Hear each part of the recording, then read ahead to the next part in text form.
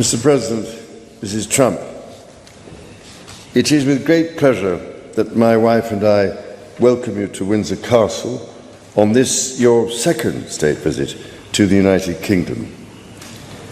This unique and important occasion reflects the enduring bond between our two great nations, anchored by the deep friendship between our people.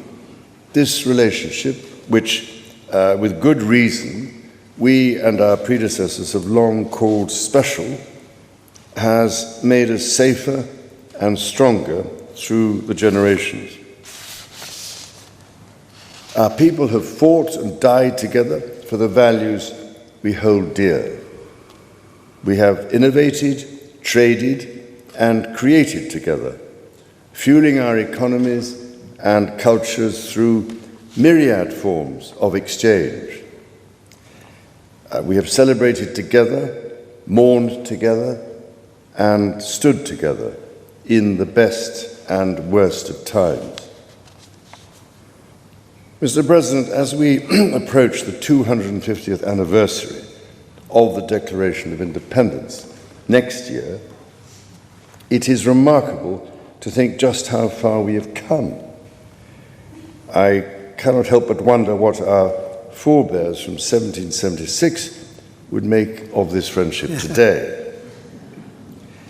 The rebel commander and pioneering First President George Washington famously vowed never to set foot on British soil.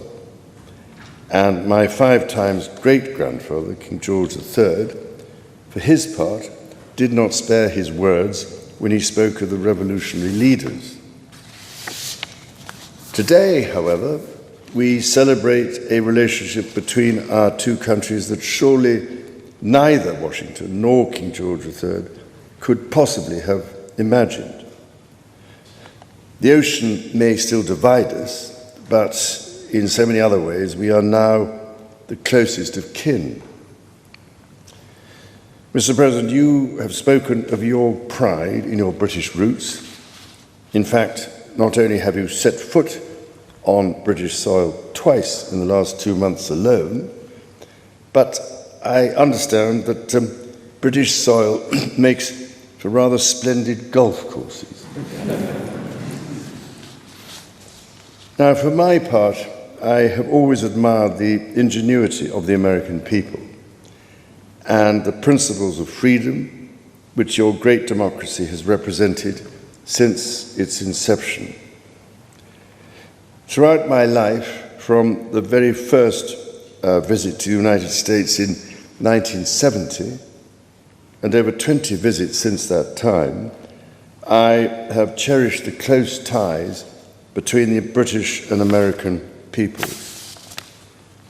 In fact, had the media succeeded in the 1970s in their own attempt at deepening the special relationship, I myself might have been married off within the Nixon family. Mr. President, from York to New York, from Birmingham, England to Birmingham, Alabama, we are united by a common language and shared heritage. The many thousands of people from each of our countries who have made the other their home have enriched our societies immeasurably, a fact that gives me the greatest pride. Our cultural connections, too, continue to flourish, with our actors, musicians, writers, and television presenters prospering in the hearts of transatlantic audiences. Today, our alliance spans every field of endeavor and shows vast potential for growth. The United Kingdom was your partner in the first trade deal of your administration, Mr. President, bringing jobs and growth to both our countries. And no doubt we can go even further as we build this new era of our partnership. Our two nations have an exceptional legacy of shared discovery. Together, we laid the foundations of nuclear science, mapped the human genome, and built the internet, upon which all contemporary commerce, communication, and defense is based. Together, our scientists and engineers are shaping the world of tomorrow, not least with new partnership agreements on technology and the prosperity that stands to bring. Our countries have the closest defense, security, and intelligence relationship ever known. In 2 world wars, we fought together to defeat the forces of tyranny.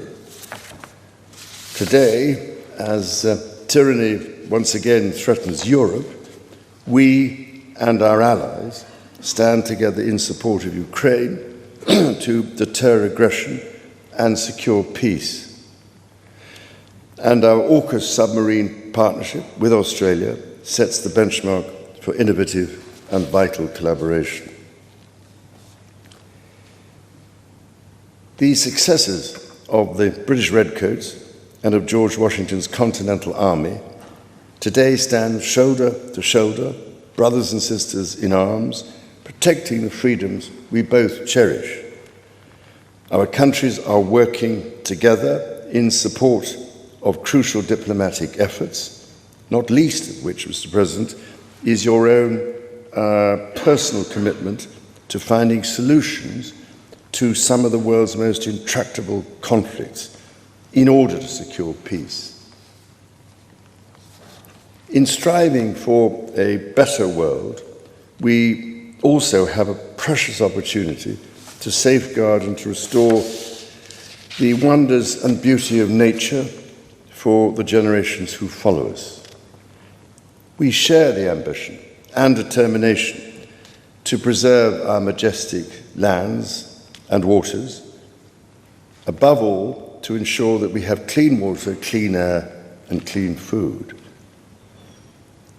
Our legacy for the next 250 years and beyond is to ensure that our children, grandchildren, and those who come after them can experience the awe and magnificence of the natural treasures found in the countryside, on the coasts, in the seas, and in the national parks established by your predecessors and mine. Mr. President, Mrs. Trump, the bond between our two nations is indeed a remarkable one.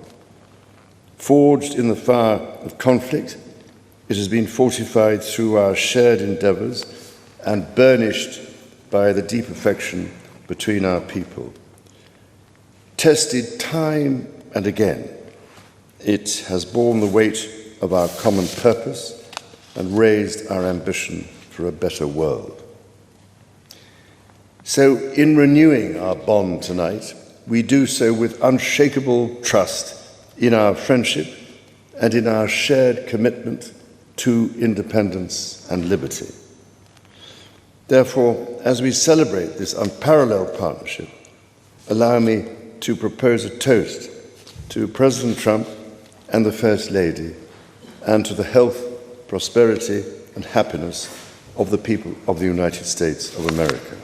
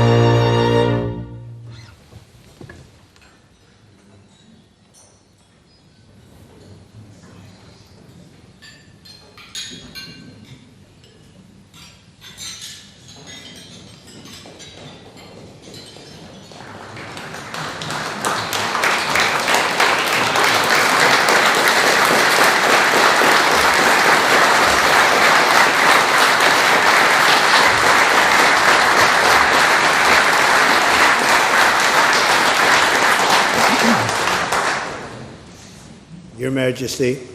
Melania and I are deeply grateful to you and Queen Camilla for your extraordinary graciousness. And to William and Kate, thank you so much. It's been so great being with you today. Thank you very much. Appreciate it.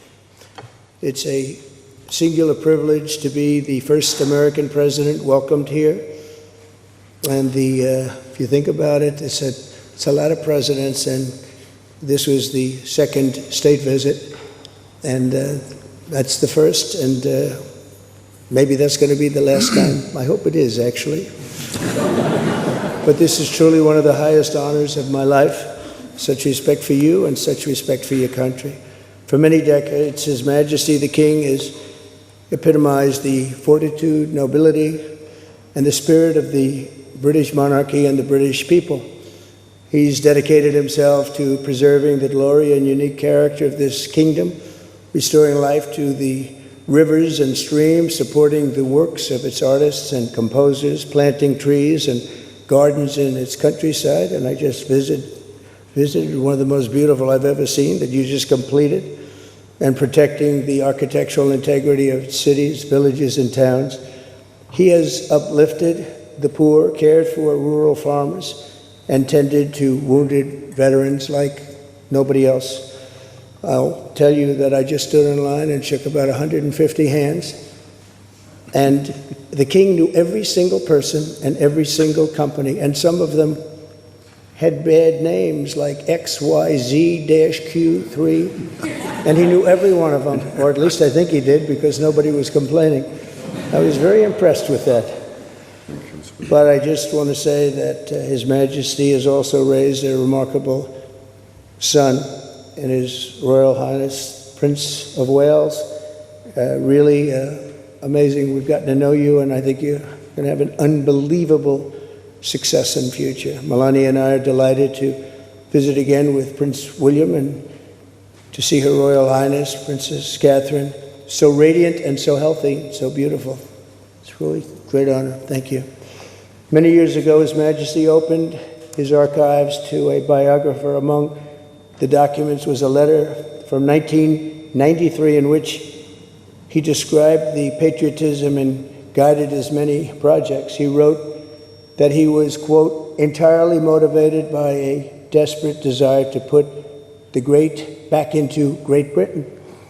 In the finest tradition of British sovereigns, he has given his whole heart, everything he's got, to those parts of Britain that are beyond the realm of mere legislation.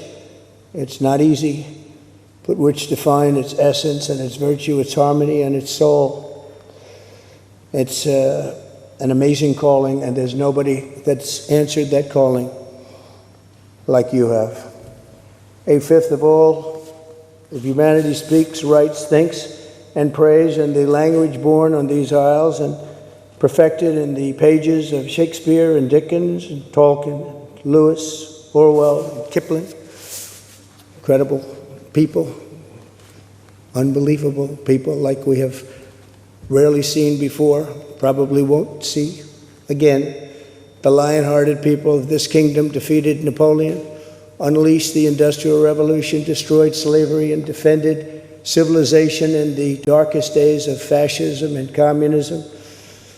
The British gave the world the Magna Carta, the modern parliament, and Francis Bacon's scientific method. They gave us the works of Locke, and Hobbes, Smith, and Burke, Newton, and Blackstone. The legal, intellectual, cultural, and political traditions of this kingdom have been among the highest achievements of mankind. There's really never been anything like it. The British Empire laid the foundations of law, liberty, free speech, and individual rights virtually everywhere the Union Jack has ever flown, including a place called America. You know that place very well, don't you? His Majesty spoke eloquently about the bond which inspired Sir Winston Churchill, and the bust is in the Oval Office right now, the beautiful bust of Winston Churchill, to coin the phrase special relationship. But seen from American eyes, the word special does not begin to do it justice. We're joined by history and fate, and by love and language, and by transcendent ties of culture, tradition, ancestry, and destiny. We're like two notes in one chord, or two verses of the same poem, each beautiful on its own, but really meant to be played together. The bond of kinship and identity between America and the United Kingdom is priceless and eternal. It's irreplaceable and unbreakable, and we are